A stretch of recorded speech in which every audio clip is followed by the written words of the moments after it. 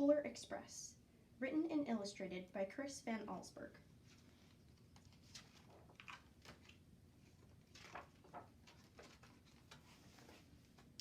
On Christmas Eve, many years ago, I lay quietly in my bed. I did not rustle the sheets. I breathed slowly and silently.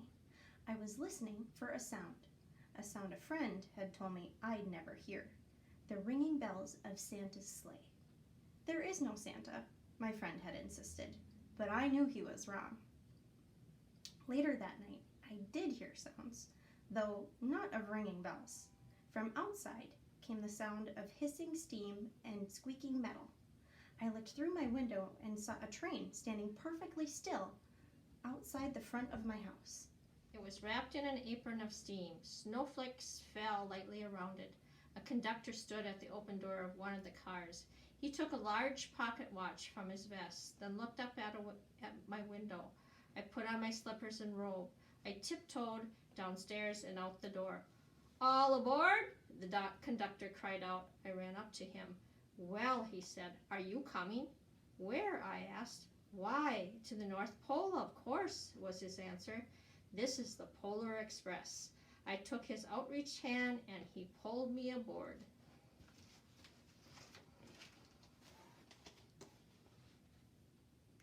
The train was filled with other children, all in their pajamas and nightgowns. We sang Christmas carols and ate candies with nougat centers as white as snow. We drank hot cocoa as thick and rich as melted chocolate bars. Outside, the lights of towns and villages flickered in the distance as the Polar Express raced northward. Soon there were no more lights to be seen. We traveled through cold, dark forests where lean wolves roamed and white-tailed rabbits hid from our train as it thundered through the quiet wilderness.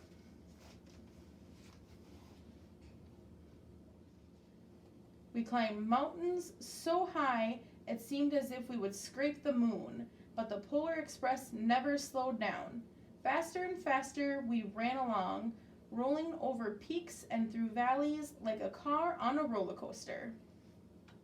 The mountains turned into hills, the hills into snow-covered plains. We crossed a barren desert of ice, the great polar ice cap. Lights appeared in the distance. They looked like the lights of a strange ocean liner sailing on a frozen sea. "There," said the conductor, "is the North Pole." The North Pole. It was a huge city standing alone at the top of the world, filled with factories where every Christmas toy was made. At first, we saw no elves. "They are gathering at the center of the city," the conductor told us. "That is where Santa will give the first gift of Christmas." "Who receives the first gift?" we all asked. The conductor answered, "We will choose one of you."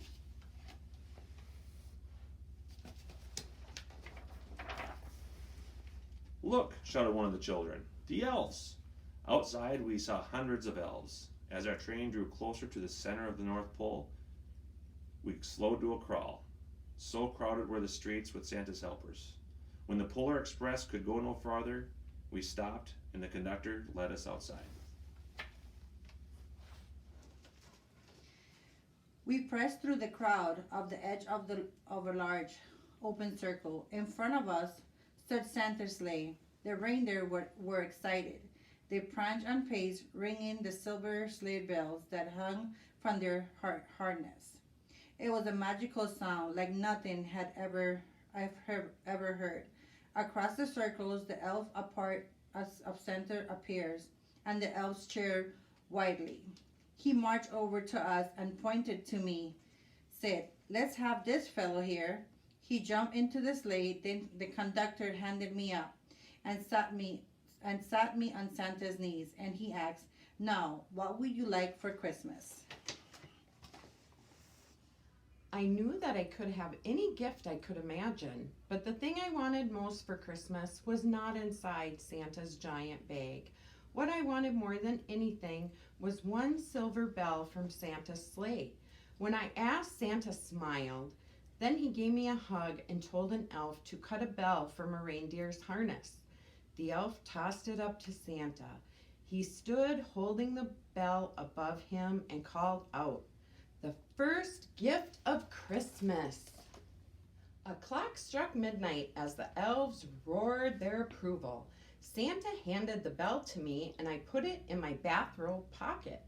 The conductor helped me down from the sleigh. Santa shouted out the reindeers' names and cracked his whip.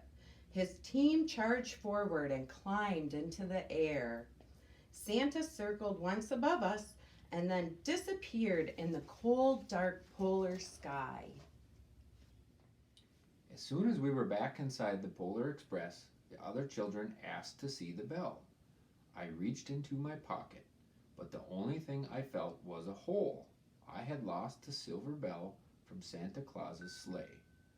"Let's hurry outside and look for it," one of the children said. But the train gave a sudden lurch and started moving. We were on our way home.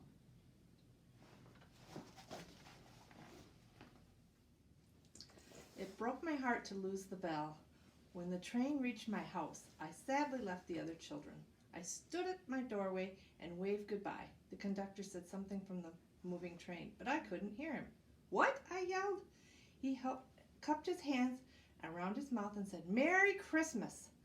The Polar Express let out a loud blast from its whistle and sped away.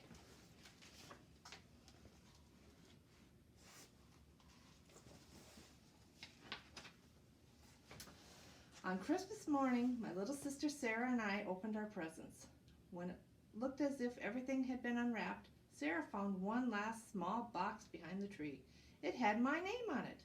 Inside was the silver bell. There was a note. "Found this on the seat of my sleigh. Fix that hole in your pocket. Signed, Mr. C." I shook the bell. It made the most beautiful sound my sister and I had ever heard. But my mother said, "Oh, that's too bad."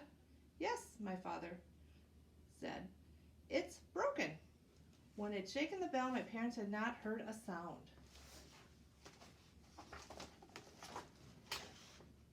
At one time, most of my friends could hear the bell, but as years passed, it fell silent for all of them. Even Sarah found one Christmas that she could no longer hear its sweet sound. Though I've grown old, the bell still rings for me as it does for all who truly believe.